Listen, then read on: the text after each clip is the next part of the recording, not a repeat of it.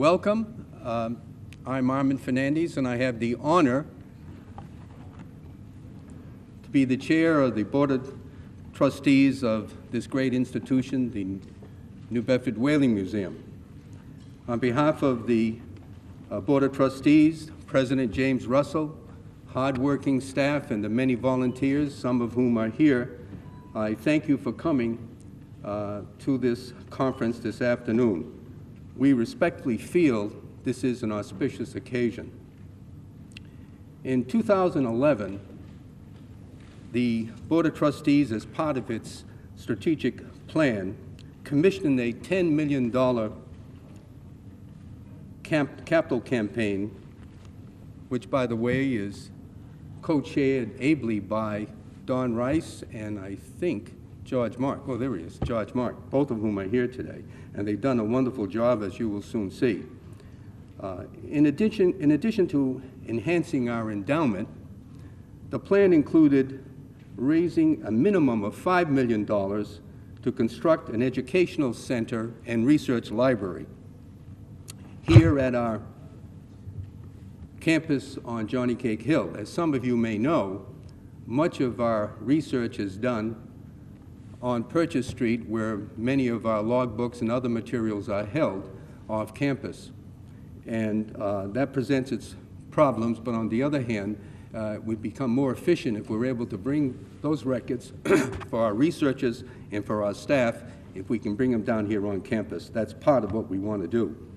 Now, when I first was elected chair of this organization, I commented on the fact how amazed I was that there are many, some of whom are here, benefactors and donors who have no ancestral connection to this museum, to this city, or even to this region. And they have made extraordinary gifts to us. And I'd like to say they did so because they believe in our mission and they believe what it is that we're able to do and will continue to do with your help. Now, an epitome of an example, at least, I look to our trustee, Gurdon Wattles, who's here today with some members of his family. He kick-started this building program. Through his efforts, he recommended $1.15 million in contributions through the New York Community Trust. He clearly is one end of this building project, and I just want to congratulate him for his efforts and thank him once again publicly.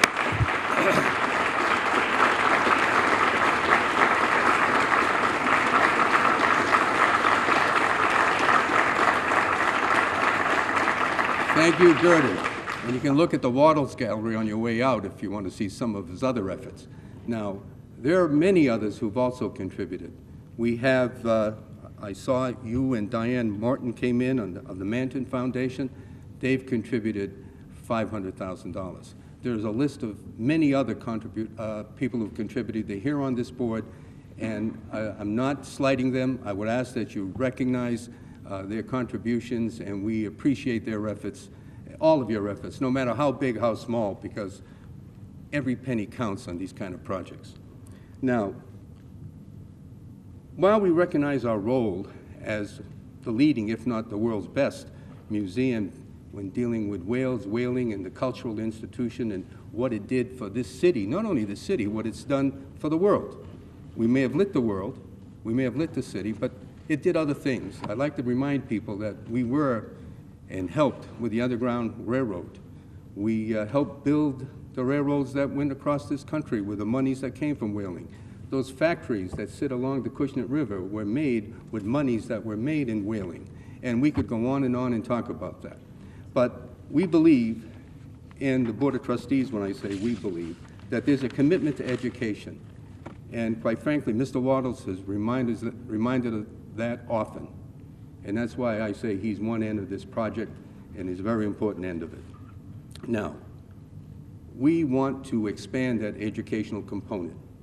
We have fine leaders and committees who deal with that, Carol Taylor, and we believe that's where our future lies and where it should be emphasized. We are now in collaboration with universities such as Brown University, University of Massachusetts, Dartmouth, Bristol Community College. We believe that our apprenticeship program, which we started not too long ago, should be expanded. And to do that, we need more space, we need more classrooms. In fact, we need more money to build this building that we want to attach here. So today, on behalf of the museum, I'm pleased to announce the largest single gift in the 111-year history of the Old Dartmouth Historical Society. An unprecedented multi-year gift of $1.8 million by the Jacobs Family Donor Advised Fund of the Community Foundation of Southeastern Massachusetts, led by Greg Dutra, who's here today. Now, that's a gift to the New Bedford Whaling Museum in support of our education center and of our research library. Now, Dr. Irwin Jacobs is no stranger to this museum, Jacobs Gallery. Every year he's here to give scholarships to a number of students from New Bedford who are going on to college. He's never forgotten his roots. He went to Mount Pleasant High School, now called the Carlos Pacheco School. He loves coming back home, and we love having him. And his commitment to education is exemplified by his gift of this through the Community Foundation of $1.8 million. He just fortifies it. And what he says to us is, it's a worthy cause. It is a worthy cause. Now, not only is it the largest gift in our history, we believe it's the largest gift made to any cultural or arts organization on the South Coast. We know of no other, or any other, and he's to be commended for his efforts. Now, with that gift, we are now at 80% of our goal. Now, with the help of continued efforts of George and Don, we have a great opportunity to be in the ground in 2014. To do that, we're also going to need your help. Now, it is said that it's not what you do that matters, it's not what you say that matters, it's how do you make people feel. Well, Dr. Jacobs, Mrs. Jacobs, I can tell you this. On behalf of the Board of Trustees of the New Bedford Whaling Museum, on behalf of its president, James Russell, on behalf of its staff and its many volunteers, you make us feel real, real, real good.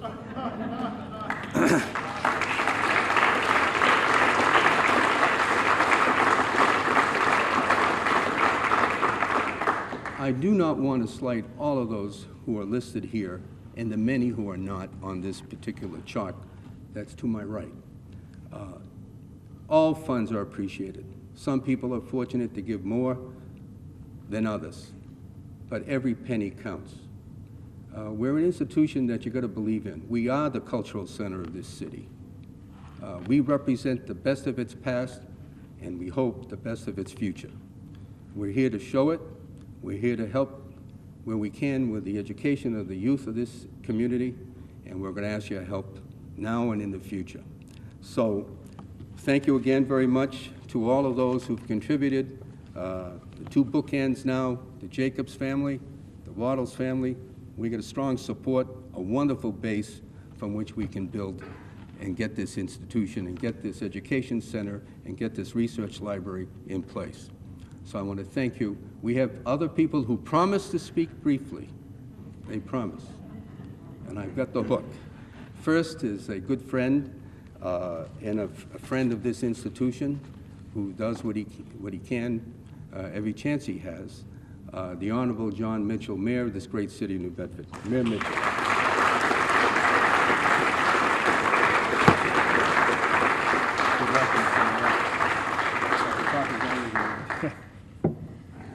Yes, thank you. I will limit my remarks to 25 minutes. Just kidding. There is a lot to be excited about with this project.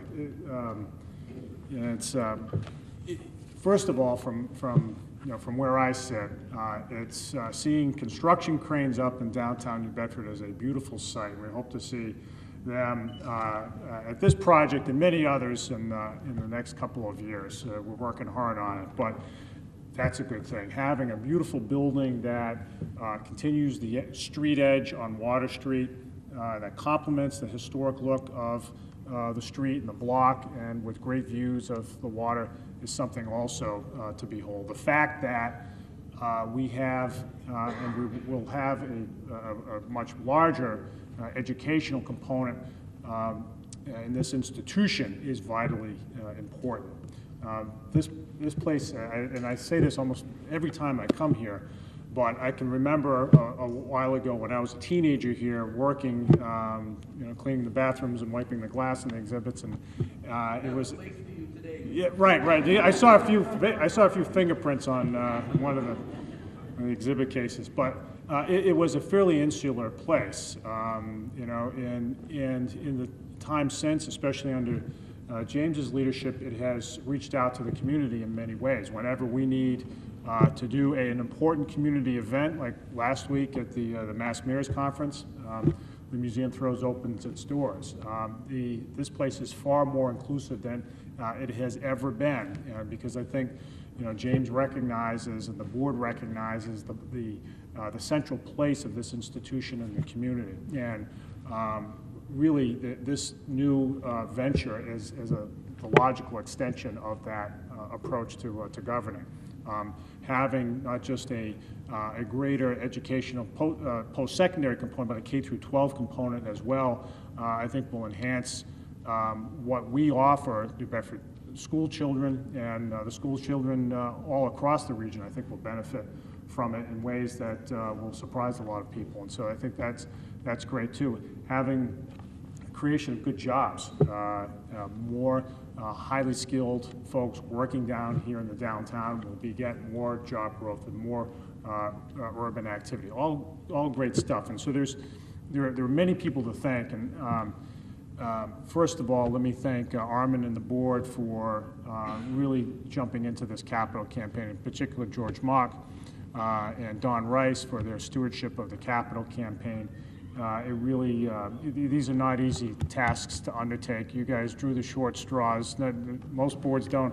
Board members, when they look around for folks to volunteer for capital campaigns, everybody seems to grow alligator arms, but you guys have stepped up in a huge way, and it will benefit the institution for generations to come, and the city for generations to come. So thank you for all of your hard work. Let me thank James for all that he has done for this museum and really stepping up its game especially in terms of fundraising.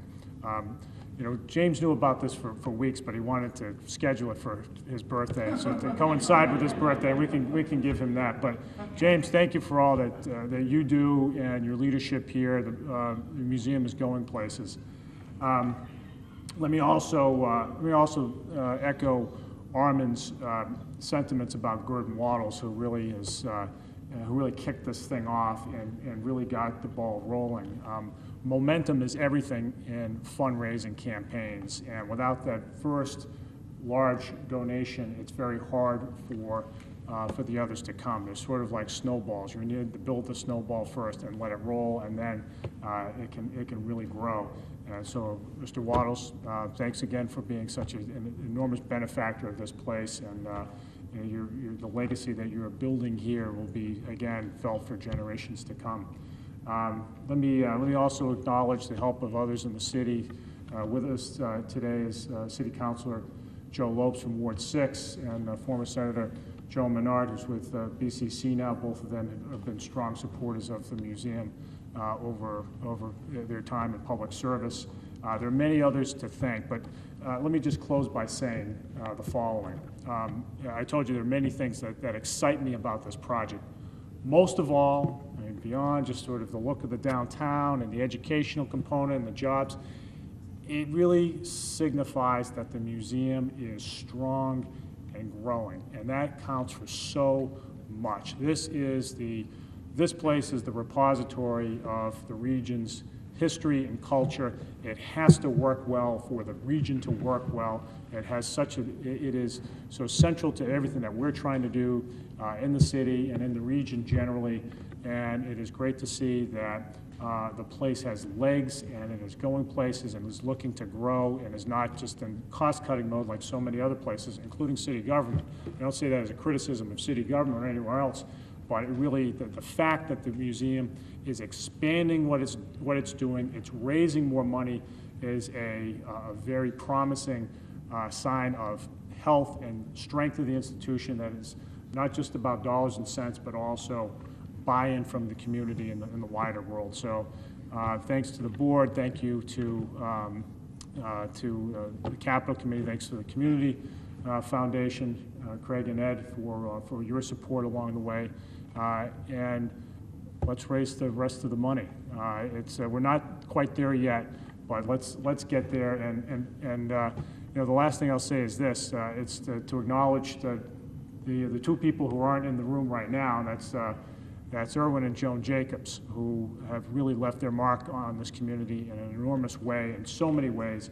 Irwin Jacobs has never forgotten where he came from, and obviously New Bedford holds a special place in his heart, but in my dealings with him, he's always looking for opportunities, not just to give back, but to give back in ways that will produce a multiplier effect, that he sees his giving as an investment in the future, and his acknowledgement and through this gift that the Whaling Museum is back on track and is really growing is just something that we're all so grateful for. So Joan and Irwin, I wish we were here today, and I hope they get to watch the video. We'll send them a copy of that, but we're really grateful for all that they've done.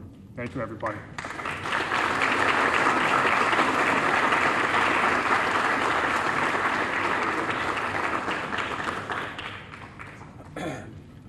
I also want to recognize Bay Coast Bank. I see Mr. Tabor here. They are our largest corporate supporter to date, okay? And we want them always to be the largest, so we'll see what happens in the future. We talk about educational center, we talk about library, but I want to remind you also that before new galleries in a proposed addition, collection storage, and many campus improvements. Right now, we're so excited and euphoric, I guess, about being able to get a shovel into the ground real soon that we're a little less concerned about where we're going to put a painting or where we're going to put James. I know the mayor's going to be in janitorial services, so he says. All right, next, I want to call upon Mr. Siegel, Edward Siegel, who's the chair of the Community Foundation, for a few comments.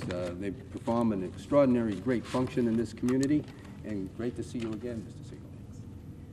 Hi, I'm Ed Siegel, the chair of the Community Foundation. On behalf of the Community Foundation, I'd like to congratulate the Whaling Museum on this tremendous gift, and again, thanks to Irwin and Joan Jacobs for this gift. Irwin's a native of New Bedford and founder and CEO emeritus of Qualcomm, one of the most respected high-tech companies in the world. Although Irwin hasn't lived in the area in many years, he has made major contributions to improve the area where he grew up. Through the Community Foundation, every year Irwin gives scholarships to high school seniors to go to college. In addition to giving the scholarships, I think it was very impressive.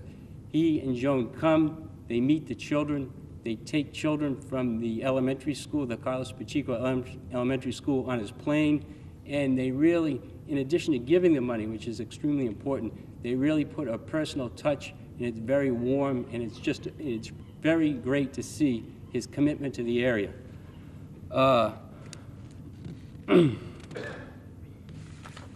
On behalf of the Community Foundation, we're happy to work with the Whaling Museum and the City of New Bedford to make sure, as we do in many cases, that all of the funds from the donors get directly to the cause which it's for. And so on behalf of the Community Foundation, congratulations to the Whaling Museum. Thank you.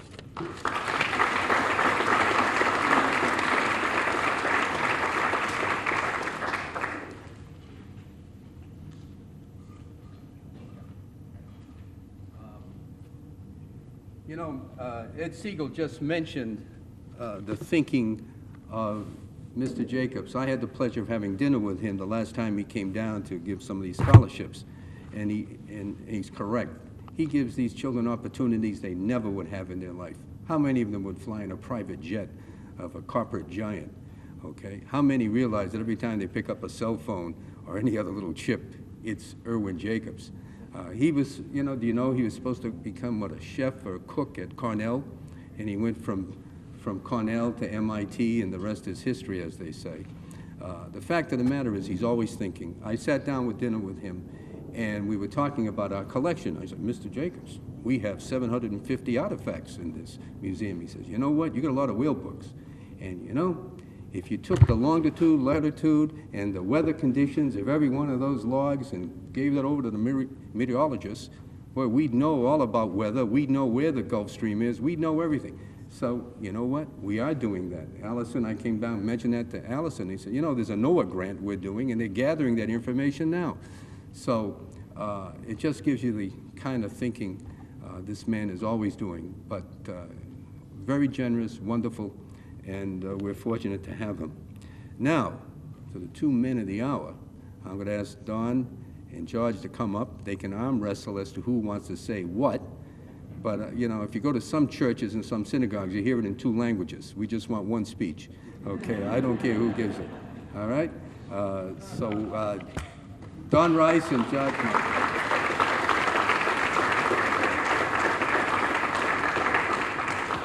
Thank you. I'll just be very brief, and then George can add something.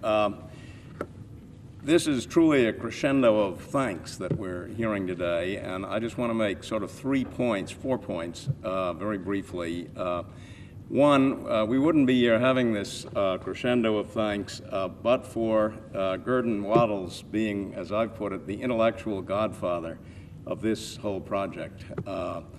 And this has been going on for some time, and Gurdon brings a tremendous amount of knowledge and commitment to this, having been involved in some educational projects in Newark community that has, I think, in some respects, some of the difficulties in public education and the constituency and so forth.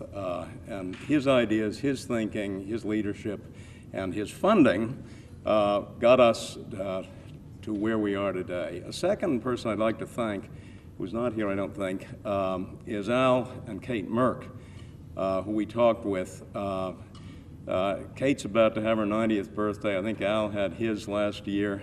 They've been dedicated and interested in education. We talked with them about their interest in the building, and they said, look, before you build any buildings, we think you have to really focus more on your program. And they funded a consultant who's been hugely helpful to our educational committee, and Carol Decknatell and our people here, in really doing strategic thinking. And when we sat down with the Jacobs, with the consultant, to talk about the gift that we're celebrating today, I think we made a very, very persuasive case that we were unable to make a year ago.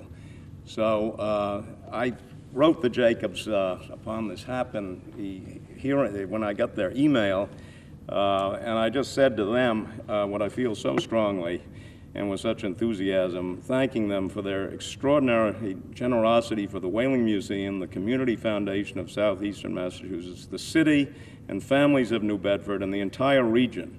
Your and Joan's leadership in so many ways to date, and now this, will be truly transformative. And that's what we're talking about, this transformation. George? Thank you. Let me add a couple of comments. There have been some wonderful thank yous. So many people who have been involved in this project and over the last several years in this expansive project for the museum.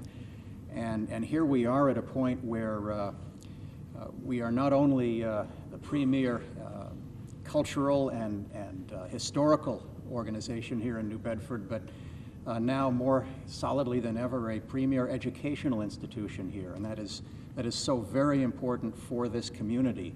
As an employer in the area, it strikes me very, very close in terms of good, talented people who can join our company and the many other businesses that are looking for good people here. So it really feels good to see that the museum's vision and mission is being achieved. A few people I want to thank on this. First, I also just have to say to Gurdon, your patient counsel and wisdom have been invaluable. As I'm more recent to the museum and to the board, but having listened and seen it, it's terrific. And for Joan and Erwin Jacobs, what can you say? This is an absolutely capstone moment for us, and here we are. On we can go. And finally, this would not have been possible without the energy, the leadership, the vision of James Russell. James, you just do it and do it and do it again. Congratulations to you for this. And thank you. On we go.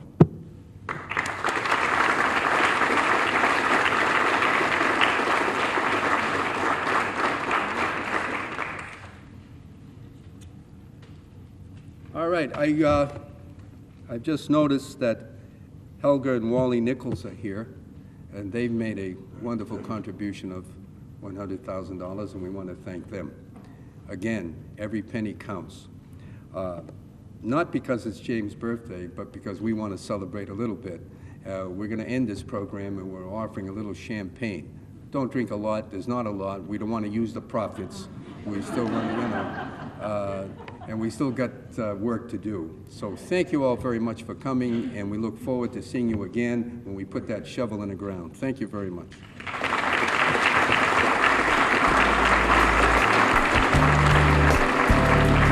Mr. Mayor.